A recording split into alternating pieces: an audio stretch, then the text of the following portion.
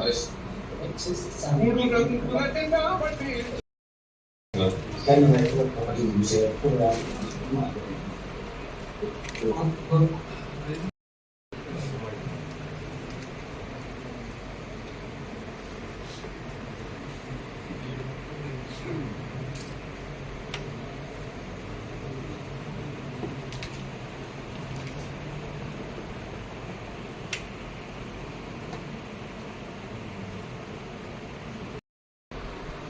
రోజు ఈ కార్యక్రమాన్ని ఏర్పాటు చేసి నాతో పాటు ఉప ముఖ్యమంత్రి వర్యులు మిత్రుడు బట్టి విక్రమార్క గారిని, హైదరాబాద్ నగర ఇన్ఛార్జ్ మంత్రివర్యులు మిత్రుడు పొన్నం ప్రభాకర్ గారిని, స్థానిక శాసనసభ్యులు మాజీ మంత్రివర్యులు దానం నాగేంద్ర, వాటన్నిటిని సరిదిద్దుకుంటూ ముందుకెళ్తున్నాం.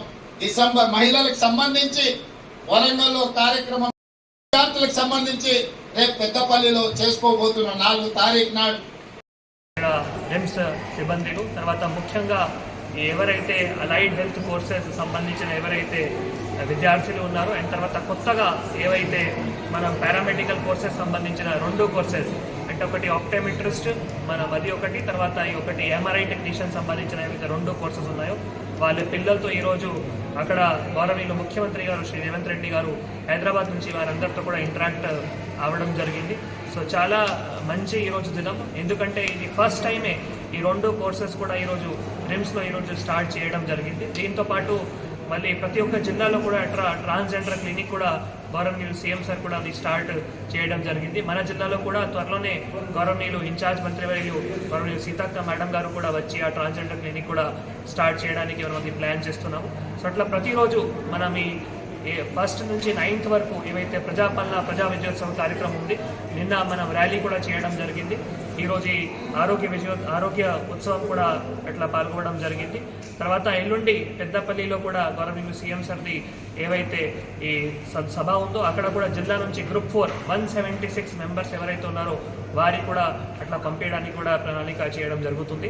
సో అట్లా ప్రభుత్వం ఆదేశాల మేరకు అన్ని మున్సిపాలిటీలో కానీ అన్ని గవర్నమెంట్ ఆఫీసెస్లో కానీ ఇల్యూమినేషన్ కూడా చేసి ప్రతి ఒక్క జంక్షన్స్లో కూడా మనం ఏవైతే తెలంగాణ రైజింగ్ లోగో ఉంది అది కూడా ఏర్పాట్లు చేసి అందరూ ప్రజాపతిలో కానీ అధికారులు కానీ ప్రింట్ ఎలక్ట్రానిక్ మీడియా సహకారంతో ఈ కార్యక్రమం కూడా విజయవంతంగా చేస్తున్నాము. మీ అందరికీ తెలియజేస్తాం.